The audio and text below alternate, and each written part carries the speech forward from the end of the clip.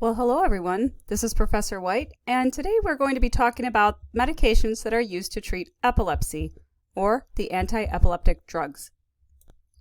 All right, so let's start our conversation today with discussing what epilepsy really is. So epilepsy is a very common, in fact, the most common chronic neurological disorder, and it's characterized by recurrent, unprovoked seizures due to abnormal electrical energy within the brain. Now, these seizures, they can vary in type and severity, affecting sensations, behaviors, awareness, and even muscle movements. Epilepsy can develop at any age and is managed with medications, lifestyle changes, and sometimes even surgery. So epilepsy can be caused by many factors. Basically, we have primary versus secondary. So primary epilepsy, also known as idiopathic epilepsy, does not have an identifiable cause. And now it's believed to be due to genetic factors or even spontaneous brain abnormalities that are not related to any other condition or injury. Secondary epilepsy, there is a known cause, such as a brain injury, infection, stroke, tumor, or some other neurological condition. The seizures are a symptom of the underlying issue. So in the case of epilepsy, we have seizures and convulsions. So seizure and convulsion, they're often used interchangeably, but they do not mean the same thing. A seizure is an electrical disturbance in the brain that can cause a variety of symptoms depending on which part of the brain is affected. And these symptoms can range from loss of consciousness, altered senses, behavioral changes, repetitive movements. Now, a convulsion is a specific type of seizure that includes violent, uncontrolled shaking and muscle contractions. It's the physical manifestation of seizure activity and typically affects the entire body. So the key difference between the terms is that the seizure refers to the whole spectrum of symptoms caused by the abnormal electrical activity, and convulsions really relates to the specific intense physical shaking and muscle contractions that are associated with some seizures. Most seizures don't actually involve convulsions, and it's possible to have a seizure without any noticeable physical movements. So there's a couple different varieties of seizures, which actually include many subtypes, but let's speak in broad strokes here just for a knowledge perspective. So generalized onset seizures are a type of seizure that starts in both halves or hemispheres of the brain simultaneously. These seizures typically cause a loss of consciousness or awareness, and they may involve abnormal movements on both sides of the body. Now, there are several types of generalized onset seizures, and these include things like absence seizures, which used to be called petit mal seizures, which are staring spells that may be mistaken as daydreaming. Drop attacks or atonic seizures, which is a sudden loss of muscle tone. Tonic seizures, which involves muscle stiffness and loss of consciousness, versus clonic seizures, which is the rhythmic jerking movements of the muscles.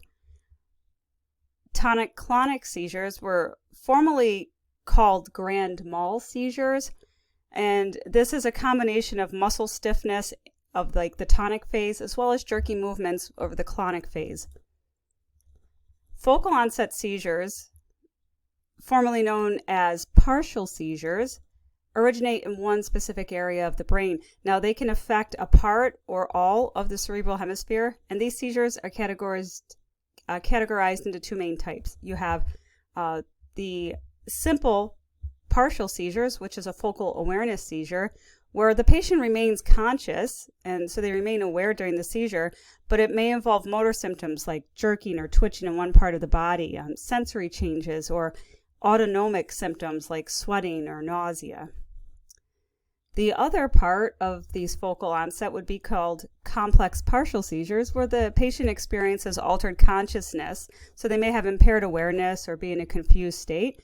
And their symptoms can include things like repetitive behaviors like lip smacking, hand movements, and staring spells, and or unusual emotions.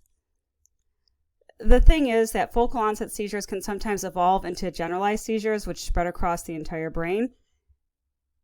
And managing our focal seizures typically involves medications and in some cases surgery if it's ineffective. Same thing with generalized. Status epilepticus is a serious, life-threatening condition where a seizure lasts longer than what the patient can stand physically, or when the seizures occur close together without the person regaining consciousness in between. Again, it's considered a medical emergency that requires immediate treatment to prevent potential brain damage and death.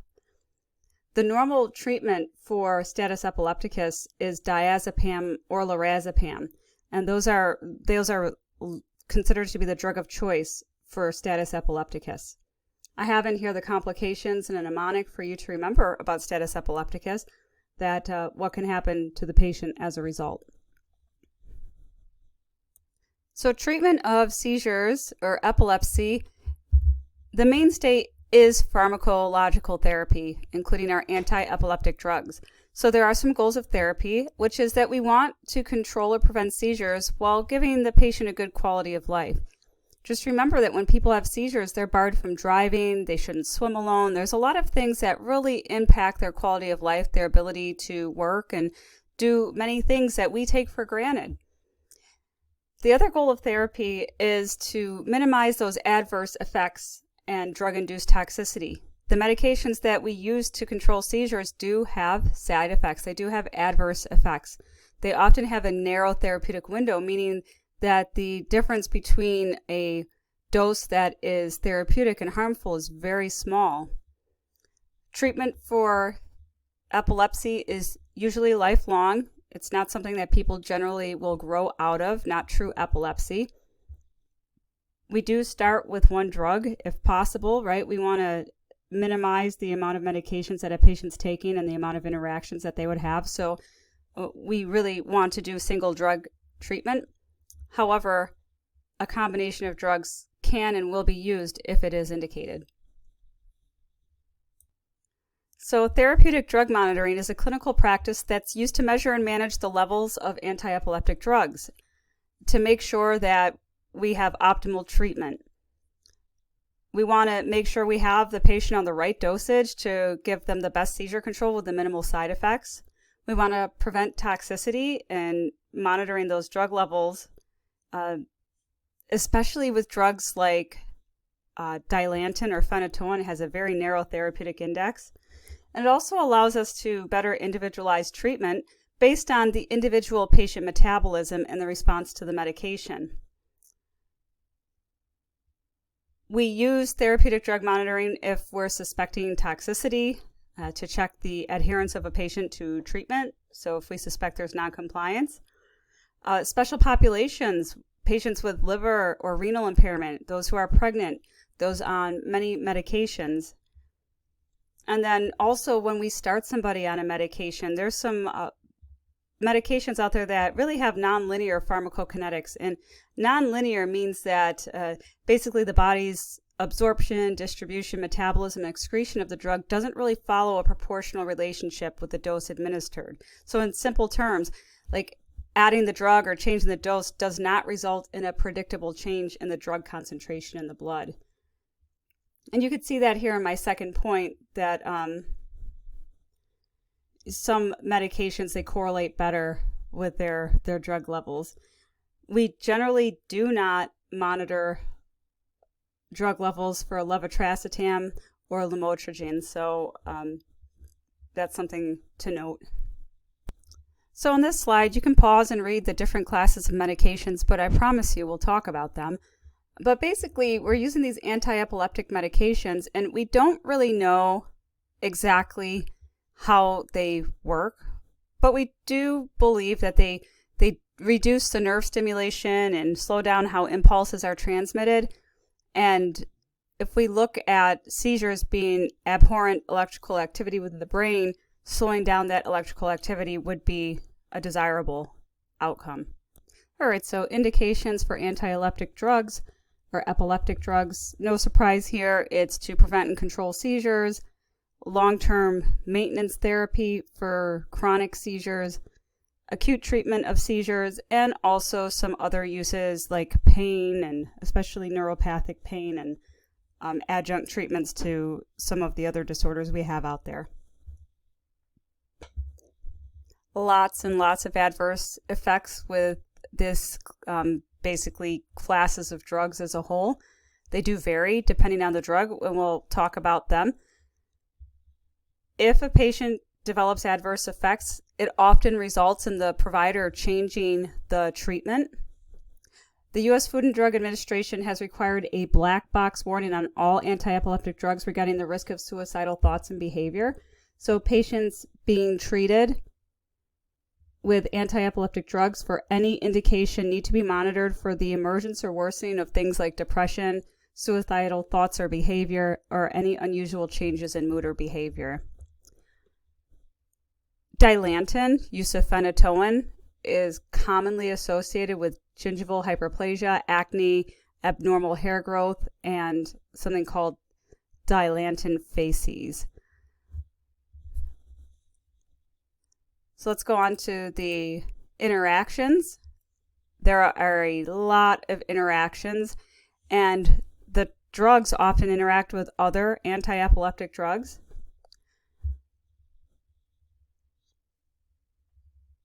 These medications, because they are generally metabolized through the liver, can cause decreased effects of other drugs.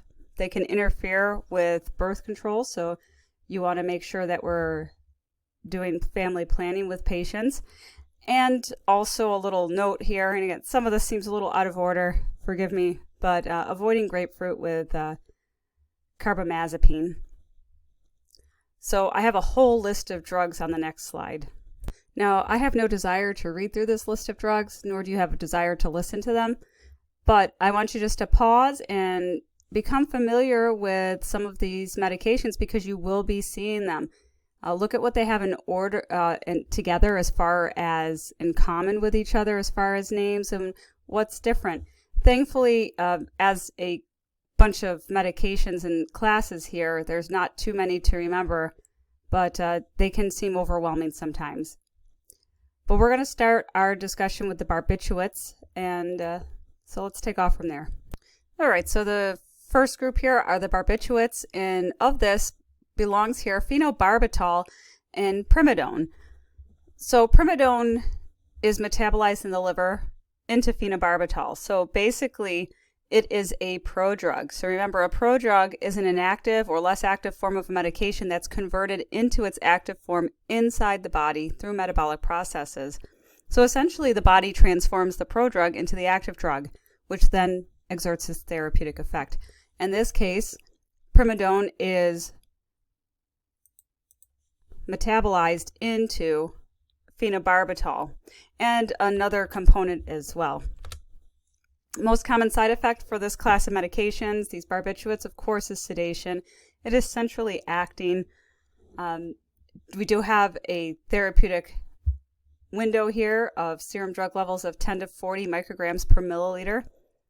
Some of the contraindications, of course, a known allergy to the medication, porphyria, anybody with liver or kidney impairment, and respiratory illnesses. And think about the effect of this medication as well. Lots of adverse effects, including cardiovascular, central nervous system, some GI, and also some skin reactions as well. Something of note here is that phenobarbital has the longest half-life of all these standard anti-epileptic drugs, and this allows it to have once daily dosing, so that's pretty cool. But it is a controlled substance. It is not for the lighthearted here, so take that into consideration. So high end tones, of which the prototypical drug is phenytoin or dilantin. So phenytoin and its cousin, fosphenytoin, which we'll talk about in a minute. Basically, these medications, they're very similar chemically, but they're commonly used pharmaceuticals, particularly for anticonvulsant and anti-epileptic drugs. They basically controlled seizures by targeting sodium channels in the brain, which helps to stabilize that neuronal activity. And that then results in a reduction of the excessive electrical activity in the brain that leads to seizures. There are adverse effects gingival hyperplasia, and as a result as well, gingival hypertrophy. So a patient really needs to have thorough dental care while on this. Acne, hirsutism, so dilantin facies. So we'll talk about that just a brief moment. What is that? So it's a characteristic change in facial appearance that can occur with long-term use of phenytoin. So some of these changes would include things like coarsening of facial features, like enlarged nose, thickened lips and skin, increased hair growth on the face and the body, and then gingival hyperplasia or overgrowth of gums. So these side effects are more common with prolonged use and can be really distressing to patients. So if we're providing teaching to our patients, we should talk to them about the possibility of this. Therapeutic drug levels are usually 10 to 20 micrograms per milliliter. And remember, this is a narrow therapeutic index, so not a big difference between the safe and the toxic drug levels. And as a result, these medications will require monitoring of their therapeutic plasma levels. So phenytoin is available intravenously and will be given to hospitalized patients and people with new onset seizures to control them. And you may be giving them to patients who have had strokes and otherwise. But some things to note about the intravenous form of phenytoin, which is that it is very irritating. Intravenous phenytoin is given only with normal saline, because if you use anything else, you may have precipitation formation because of the incompatibilities. It has to be given slow IV push. We cannot exceed more than 50 milligrams per minute in adults, and need to monitor the patient for bradycardia and decreased blood pressure, because these can be sequelae of administering this. You must use a filter, and you can see here that I have a filter tubing here to show you what filter tubing really looks like. Remember, flush thoroughly afterwards and make sure you're checking IV compatibilities with these. Fosphenytoin is a prodrug. So remember, a prodrug, what it does, it has to be metabolized and then it goes into its active form. It is available intravenously, it is available intramuscularly, but it doesn't cause the same irritation that's associated with phenytoin, but it also has numerous IV incompatibilities. So carbamazepine, or Tegretol, is one of the immunostilbenes, which are used frequently, and not just for seizures, but also adjunct pain treatment. So basically, these are medications that are commonly prescribed for seizures. There are several adverse reactions, including blood dyscrasia, such as leukopenia, thrombocytopenia, and anemia. Can affect our liver function test, so it can cause hepatotoxicity. There is something here about the carbamazepine autoinduction. So basically that refers to a process by which the drug induces its own metabolism, which leads to a decrease in the half-life over time. So this means that as the patient continues taking the medication, the body becomes more efficient at breaking it down, which requires potential dosage adjustments to maintain the same therapeutic level. This often will occur within 3 to 5 weeks of starting a fixed dosage regimen. And so it's important to monitor drug levels regularly during the initial phase and after autoinduction to ensure that you have active and good seizure control. So chemically similar to Tegretol or carbamazepine is oxycarbazepine or trileptal. Now they do have some key differences, even though they're chemically similar, but basically oxycarbazepine generally causes fewer side effects compared to carbamazepine, but it can still cause drowsiness and dizziness. Oxycarbazepine is also metabolized in the liver, but it does not exhibit the autoinduction to the same extent as Tegretol does. Fewer drug interactions compared to carbamazepine. However,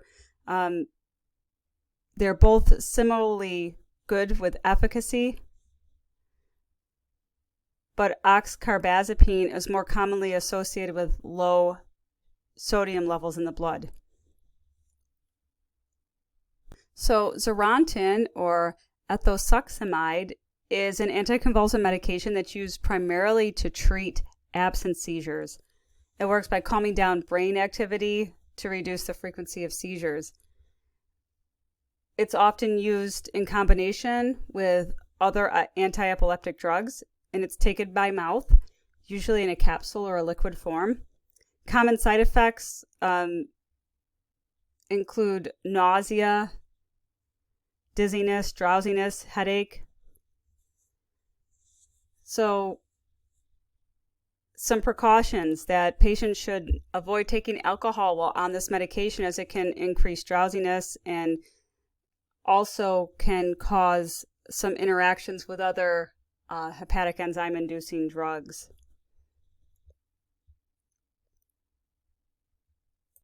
Okay, so Neurontin is the brand name for gabapentin, which is gaining in popularity but not for treatment of seizures. It's used to treat seizures and nerve pain. So some of the key points that Neurontin is used to treat partial onset seizures in both adults and children who are at least 3 years of age. But it's also prescribed for neuropathic pain, such as pain from shingles and diabetic neuropathy. It works by affecting the chemicals and nerves in the body that are involved in the cause of some seizures and types of pain. So it's very structurally, it's similar to GABA, which is that neurotransmitter that inhibits nerve transmission in the brain. Some of the side effects include dizziness, drowsiness, and sometimes peripheral edema or swelling of the extremities. Again, some serious side effects would be allergies, mood changes, and suicidal thoughts. Neurontin can interact with other medications as well, and also is hepatically metabolized. Lamotrigine, or Lamictal is the brand name, is used to treat partial seizures, generalized seizures, and also used as a mood stabilizer in bipolar disorder. Basically works by stabilizing neuronal membranes and inhibiting the release of those excitatory neurotransmitters like glutamate. Some of the side effects can include dizziness, headache, blurred vision, and nausea. Serious side effects can include severe skin rashes like Stevens-Johnson syndrome and blood dyscrasias. Now, levetiracetam, on the other hand, which is known by the brand name Keppra, treats partial onset seizures, generalized tonic-clonic seizures, and some of the other seizures, just like Lamictal did. It basically works on binding to a protein that is thought to modulate neurotransmitter release, so it reduces seizure activity that way. So common side effects would include dizziness, fatigue, somnolence. It could be taken with or without food and doesn't require a gradual dose increase like Lamictal does.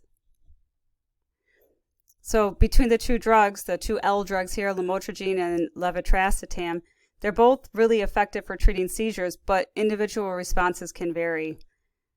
Remember, the lamotrigine has a increased risk of skin reactions, while levetiracetam is generally well tolerated but can cause more mood changes. Pregabalin is a Schedule 5 controlled substance, so if you remind yourselves, it means that there's a low potential abuse compared to the substances in Schedules 1 through 4, but there's still a risk of misuse. It can cause feelings of euphoria, improved happiness, excitement, and calmness, which leads to the misuse. It is used for control of partial seizures, and it's adjunct, so it's never used alone for that. But most commonly, it's used for pain issues, so neuropathic pain, postherpetic neuralgia after shingles, and fibromyalgia. Again, the drug reactions are basically related to the central nervous system. All right, so we're on to topiramate, which is also called Topamax. One way I like to remember this medication is by calling it Dopamax. So basically, it's adjunct treatment for partial seizures and also generalized seizures. Remember, it's adjunct, which means it's not monotherapy. Drop attacks and Lennox-Gastaut. So that is a severe form of childhood epilepsy, in case you weren't hip to the game there. More commonly used for migraine prevention. Not really sure exactly how it works. They just don't know. However, we do know the adverse effects. So a lot of CNS related, let me put my D in there. Can't believe I don't have that. How dare I? So central nervous system related. So it causes things like dizziness, drowsiness, cognitive impairment. And of course, there's a rare but not absent risk of Stevens-Johnson syndrome when you talk about the skin. Other issues with it would be angle closure glaucoma. It causes changes in taste for many food items and also can cause that pins and needles feeling in the fingers and toes, peripheral neuropathy. Valproic acid is used as an anticonvulsant. It's also used to treat manic episodes in bipolar disorder and to prevent migraine headaches. It is available orally and injectably. So some things that we need to worry about with this. So regular monitoring is very important with this medication. We want to make sure we're monitoring liver function tests because it can cause liver damage, especially in kids who are under 2 or if there's some genetic disorders. Make sure that the valproic acid level is therapeutic. I believe the therapeutic index for valproic acid is 50 to 100 micrograms per milliliter, and levels above 100 are considered toxic and can lead to some serious side effects. All right, so this medication is highly protein bound, which means it binds to the proteins in the blood, which affect how it's distributed and eliminated. So it's important to consider that when patients are taking other medications that may also be highly protein bound, as they will compete for binding sites and would potentially alter the effectiveness or toxicity of either drug. Also, when taking this medication, we need to make sure we're monitoring our patients for signs of pancreatitis. And this would be things like upper stomach pain that may spread to the back, nausea, vomiting, and dark urine. Zonisamide or Zonegrin is a sulfonamide derivative, so you should be familiar with sulfonamides. And this means that it's contraindicated in patients with a known sulfa allergy. All right, some of the other things about this, it's used primarily for partial onset seizures, but can be used for others. So nursing care and considerations here. Make sure we look at the side effects. Common side effects include drowsiness, dizziness, cognitive impairment, and Stevens-Johnson syndrome is also a potential issue, as well as the reduced ability to sweat or oligohydrosis. Encourage the patient to take plenty of fluids to reduce the risk of kidney stones. And I think that's it. So, continue with our discussion. So for safety's sake, please look very carefully at your look-alike and sound-alike medications. These drug names, some of them are very, very similar. Imagine your patient or the provider tells you he wants Zonegran and you hear Phenergan. Cerebrex and Celebrex, they all look alike. So make sure that you double check the name of the medication that you're looking for. Use both the trade and generic names when ordering medications is probably one of the best ways. Understand that medications like valproic acid, they don't have a trade name. It's just, it is what it is. All right, for assessment, make sure that if your patient is to be placed on these anti-epileptic drugs, that you have a really good health history, including a list of all of their current medications, any drug allergies, how their liver is functioning, their baseline CBC because of the risk for dyscrasias and some of these, and their baseline vital signs. Here's our patient teaching. You can pause on this screen and take it all in, all right? Basically, at the end of the day, what we want is consistent dosing, taken regularly at the same time of day, at the recommended dose, and generally with meals, to reduce common GI effects is the key to successful management of seizures while taking these anti-epileptic drugs. There is a risk of seizure activity if one or more of these doses are missed. So if your patient is NPO for any reason and they're on medications, we need to go to the provider with that information. Perhaps there's an IV form that we can give them. So the IV form of medications, make sure that we deliver the medication slowly, monitor their vital signs, make sure that there's no extravasation, and remember to use only normal saline with phenytoin. Here's our patient teaching in seizures in general, that patients need to keep journals to record their seizure activity, any adverse effects of their medications. Make sure they wear a medical alert bracelet and don't stop their drugs abruptly, because abrupt discontinuation of these drugs can lead to withdrawal seizures. Follow driving recommendations, as well as make sure that they're not doing unsafe activities alone. The worst case scenario can happen with our patients, which includes that they have a massive seizure while they're all alone and maybe in a boat, swimming on a high location. And there is no cure. Remember, treatment is generally lifelong. Adverse effects of which to monitor patients for. Mental status changes. Remember the black box warning by the FDA. Eye issues, visual disorders. Some of these medications can cause glaucoma. Signs of infection, which in general are sore throat and fever. And of course, the many others. I'm going to leave you with this little thing here, which I got from Osmosis. I really do like them for some of their information.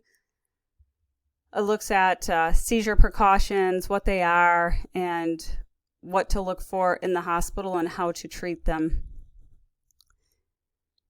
And here is our last slide.